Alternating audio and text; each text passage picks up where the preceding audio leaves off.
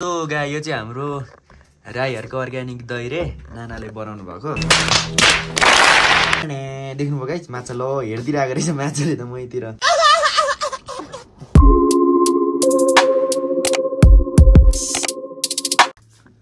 hello guys new day new blog हजुरहरुलाई स्वागत छ मेरो नयाँ भिडियोमा अनि आजको ब्लग चाहिँ के हुन त्यही रुम भित्रको हुन्छ है तपाईहरु हेर्दिनु होला रुम भित्र अनि आजको रुम भित्रको ब्लग भन्ने चाहिँ केही छैन हाम्रो नानाले टक्कसँगले मिठो मिठो खानेकुरा बनाउनु हुँदैछ र यहाँनिर हैन अनि त्यो खानेकुरा कस्तो हेरेको त्यो खानेकुरामा चाहिँ अब हाम्रो एउटा ब्लग हुन्छ यहाँनिर है नलगा यो हेरेको देख हेर अनि नलगा भन्दै चाहिँ त्यही त्यसमा एउटा खानेकुराको एउटा ब्लग हुन्छ गाइस अनि आज तपाईहरुले हेर्नु होला है मलाई त देख्दैन मलाई कस्तो एउटा के छ अब एउटा हाम्रो डेली रुटिन कस्तो हुन्छ त्यही हेर्नु होला अनि के थियो है त्यही हेर्नु होला तो गाई यो चाहिँ हाम्रो राईहरुको अर्ग्यानिक दही रे नानाले बनाउनु भएको तपाईँले बनाउनु भएको हैन अनि नानाले चाहिँ अहिले यहाँनिर यो छान्नु हुँदैछ रे अब यो छानेपछि चाहिँ मैले पिन्नु रे के छानेसी ए छानेर रे के रे यो के गर्नु केलाउनु हुँदैछ केलापछि मैले पिन्ने रे अनि यहाँनिर कराई तातेकै छ के लागि यो कराई चाहिँ माछा फ्राईको लागि तपाईले माछा फ्राई देखाउँछ गाइस देख्नुभयो गाइस माछा ल हेर्दिरहेको रहेछ माछाले त मैतिर ल यो माछा फ्राई गर्न ल अनि यस्तै छ यहाँनिर हाम्रो केरा अस्ति गाउँबाट लिएर आएको मैले माथि इलामबाट भन्दा नानाले मोरङबाट पठाइदिनु भएको थियो त्यही हो अनि खोर्सानी पनि नानाले पठाइदिनु भएको यो कहाँबाट आयो हाम्रो माइली नानालाई डेडिकेसन कि डेडिकेट गरेलु यो खोर्सानी र त्यो केरामा चाहिँ मैले त्यही हो अनि अर्ग्यानिक छ्याङ छ यहाँ अनि हाम्रो बु यहाँ हुनुहुन्छ अनि हाम्रो रुम यस्तो छ बेहाल अनि गाइस यो होइन यो तपाईहरुले देखिरहनु भएको छ नि जुन यो के पो भन्छ रे नाना यसलाई के यो मखलालाई के पो भन्छ रे स्क्राफ यो खै के अहिले चलेको स्क्राफ हैन तपाईहरुलाई नि यति कस्तो बाइ गर्नु चाहन्छ भने हामीलाई भन्नु होला एकदमै चलेको हो यो चाहिँ गाइस पुरै हैन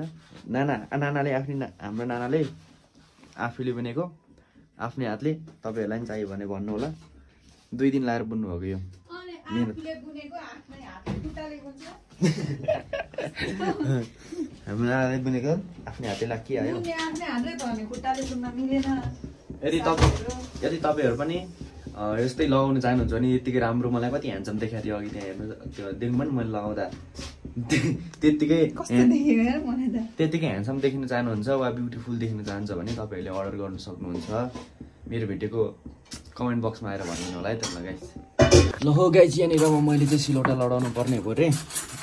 मैले पिन्नु पर्ने के यस्तो भरस्ट हो र ल गाइस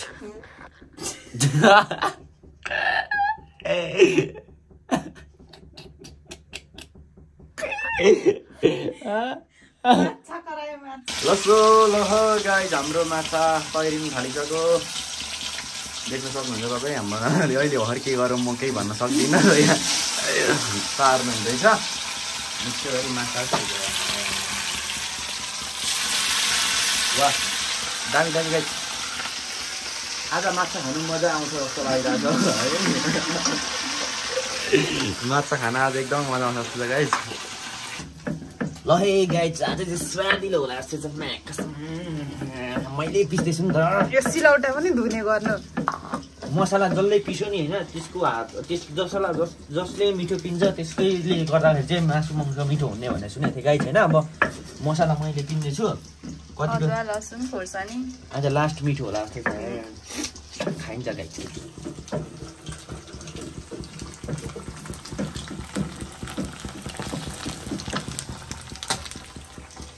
ल है गाइस हाम्रो नानाको चाहिँ बढाल्ने स्टाइल हो यो चाहिँ अब अरूको तिर कसरी बढाल्छ थाहा छैन हाम्रो नाना चाहिँ यसरी बढाल्नुहुन्छ मजाले बढाल्नु जसरी भए नि बढाल्दिनु कहिले एकचोटी कुचो हल्लाउने हैन है त ल गाइस नानाले बढाइसक्नु भयो अब हामीले खाना खानुपर्ने हुन्छ अझ हाम्रो खानामा चाहिँ के रहेछ भनेर यसो हेर्नु जाँदाखेरि गाइस हामीले चाहिँ टक्कसँगले यो कोदोको ढेँडो र माछा रहेको छ है ल है गाइस हाम्रो चाहिँ सुरु भयो टक्कसँगले ढेँडो र माछा कोदोको ढेँडो र माछा टक्कसँगले यहाँनिर हाम्रो डल्ले खोर्सानी पनि पाडेको अनि यहाँ चाहिँ बिहानको भात हो मैले खान लाग्यो खोइ त नाना ल है त सुरु गरौँ ल बुबु बुले ढेँडो खाने टक्कसँगले ल है त गाइस ढेँडो खाने स्टाइल उसले ल यहाँ चाहिँ नानाले खोर्सानी मिसाउँदैछ तर रियाक्सन गर्नु चाहिँ जान्नु भएन कसैले नि अब रियाक्सन कसरी गर्ने म देखाउँछु गाई रियाक्सन चाहिँ गाइस अब यसरी गर्नुपर्छ हैन यसलाई त ढिँडै मन पर्दैन भिडियोमा मात्रै मिठो गर्छ हैन खान्छु यो ढेँडो हाम्रो ढिँडो मन नपरेर बिहानको बासी भात पनि लोभ्याउँदैछ टक्कसँगले बिग्रेको त होइन क्या नि बुबु पिठो डल्लो डल्लो थियो छैन बिग्रियो भने त यस्तरी उयो पनि हुँदैन नि लिसो मलाई आएर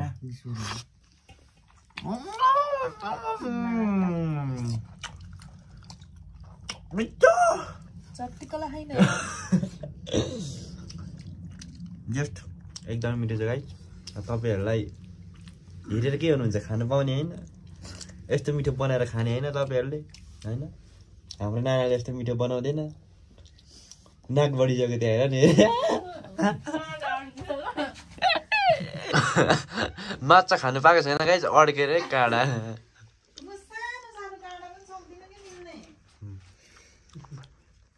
हुनु त काँडा नअड्किकन माछा खाएको जस्तो नि हुँदैन ठिकै हो यस्तो पाराले है गाइस खाने चाहिँ खासमा तर अलिक मजाले आइरहेको छैन यस्तो गरेर चोप्ने हो झन् मलाई पो देखाउँछ मेरो मुख फुल्दैछ बोले पनि खानुहुन्छ न कागरी ल है गाइस हामीले चाहिँ खानासाना खाइसकेर पनि अब सुत्ने बन्दोबस्त गर्दैछौँ अनि ब्लग कस्तो लाग्यो तपाईँहरूलाई फ्यामिली ब्लग एउटा है राम्रो लाग्यो भने सब्सक्राइब सेयर लाइक पनि गरिदिनु होला है त ल गुड नाइट सबैजनालाई गाइस